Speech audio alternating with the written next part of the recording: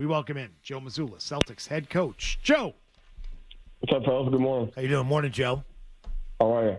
We're doing good. How you doing? Tough couple days Doing here. pretty good. Yeah, doing good. I mean, obviously, this is the challenge, the journey, the battle that you go through during the playoffs, and how you handle it, and focus on the things that you have to get better at. And that's kind of what it's been like the last couple of days. Is this is where we're at. This is where we have to get better, and this is what we also have to continue to do well. And so it's a balance there. Do you feel an increase in pressure now that you're down 0-2 and have blown 2 games in historic fashion to start this series? No, I think it's always there. I mean, it's there in the preseason, it's there in the regular season, it's there in the playoffs. I mean, when the expectation is to get the job done, regardless of your environment, it's always there, and that's part of what's great about competing and being in the arena. So it can't really increase because it'll always be there, because that's the responsibility, that's the expectation. Joe, there was a point in the second game, and I talked about this on the show yesterday. Like, there's a timeout, you got the whiteboard, and you're kind of looking up at the clock, and it was at the point where things started unraveling again like they did in game 1. What was going through your head as you felt this thing getting away from you as it did in game 1? I'm talking about game 2. Yeah, I mean, where are we at right now? What do we need? What do we need to focus on? If we're calling on the offensive end, so what are we going to go to get us a basket to settle us in and make sure we have a perspective of like, hey, this is where we're at. This is what we have to take away. And at the end of the day, whatever situation that you're in, you just have to focus on what you have to execute. So both teams are battling. Both teams are going to make runs. It's more about how you manage the space of those runs, how you manage the momentum of that, whether it's with your offensive execution, your defensive execution in detail. Just trying to focus on, being in that present moment and what we have to do better, to play better. What do you think's been the biggest issue for you guys during these Knicks comebacks in both games? I think at the end of the day, the game's connected, and you're two things. One, your offense puts pressure on your defense. We've had some empty possessions, whether it's missed shots, we had 11 live ball turnovers in the second game, whether it's some missed offensive rebounds, and then closing quarters. I think in game 2, at the end of that quarter, we give up the McBride dunk, we give it Josh Hart. Layup. Closing quarters is really important. We talked about that, all the time throughout the year, but especially in the playoffs when, those things give life. And so when it's 20 and then you start the fourth quarter at 11, that's different. As both teams head to the timeout there. So we got to do a better job closing quarters, starting quarters, and then just managing those ebbs and flows of controlling our live ball turnovers, making sure we're getting good shots, and then taking away those things from the Knicks defensively. All right, Joe, after the foul shot, game 2, 12.7 seconds left, Tatum brings the ball up again. Watched it about 10 times after it again. I'm sure you looked at it again. Do you have any regret not calling a timeout there to set up maybe a play at midcourt? No, absolutely not. No regret whatsoever. I think you have to focus on the process of what you do. In a very similar situation, 25 seconds earlier, we got a great look, got exactly what we wanted to get. It was a downhill attack, in pick and roll. At the same time, Brunson was also at the free throw line, and so that gives you another option in flexibility. And I think one of the hardest things to play against is not playing against a set defense in the full court with time on the clock. And so no, not at all. I mean, you have a process of how you want to go about doing things, and you can't have hindsight on it if it doesn't go the way that you want it to go. Was there any thought about a timeout during the possession at all when it seemed to kind of be going sideways a little bit? Yeah, definitely. I mean, I think that's the space that you look at, right, is, you see it, the ball was right in Tatum's left hand, and as I was watching it, I was like, is it going to go to a quick pull-up, too, and get the shot that we like? And so that right at the moment, I thought about that, and then it just kind of, that moment goes by fast when he doesn't shoot it, puts another dribble on the floor, and then, we don't get what we want. So you thought... but, yeah, there's definitely that moment where, okay, we'll let this play out, and that happened in game 1, where it was a 3-point game, and you're coming down, and they have both, Brunson and Towns on the floor, and the offense is on the opposite side of you, so you have to be like insanely demonstrative to get the call that you want. So yeah, that definitely is a thought and a part of the process.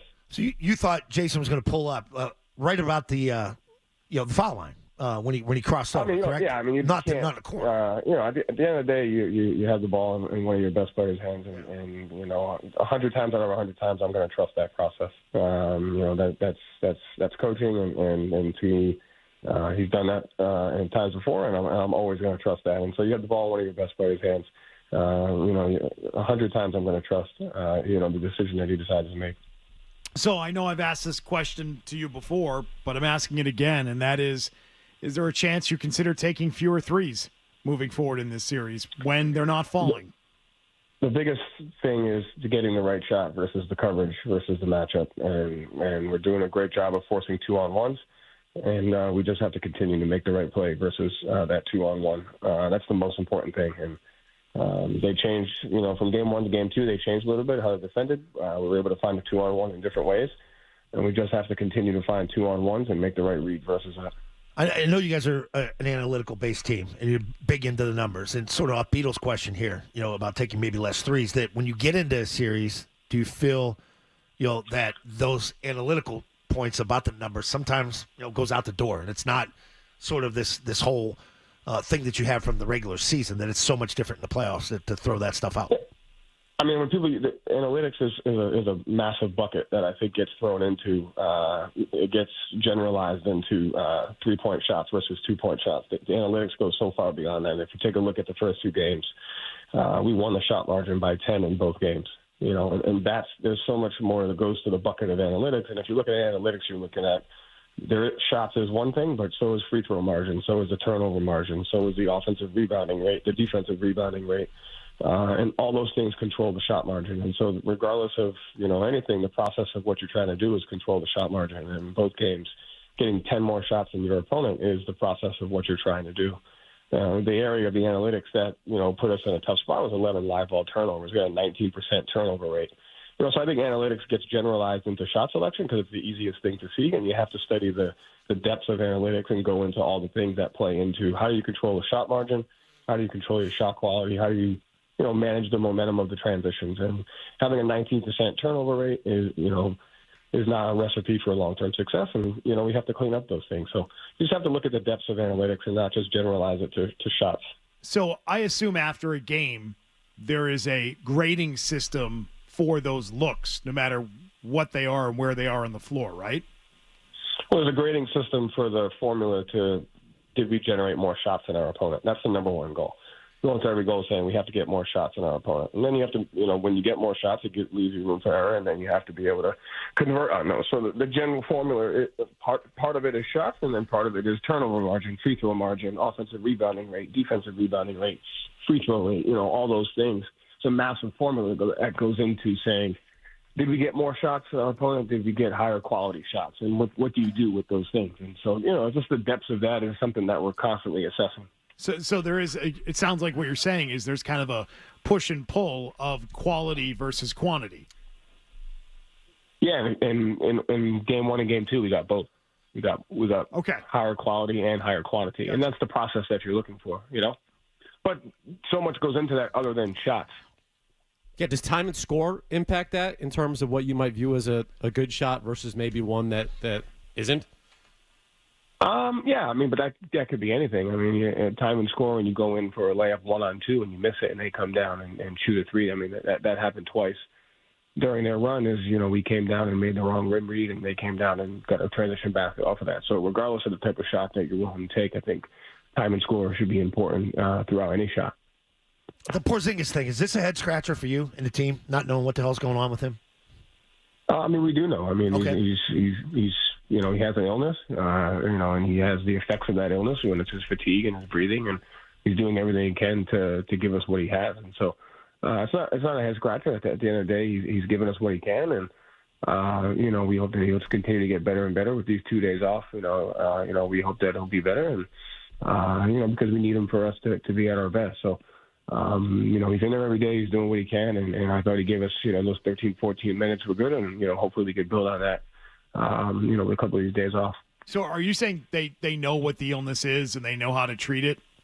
Because we were told. Yeah, it's an illness, and what's impacted is his fatigue and his breathing, and so he just, he's working through those things. Are you worried about the new Pope having his Villanova background to bless the Villanova guys on the other team prior to Game 3? Do you worry about that? Well, I didn't know he had a Villanova background. Yeah, went to Villanova grad. Yeah, first American That's Pope. Yeah, amazing. That first American Pope is pretty cool. It is. Yeah. Pope Leo.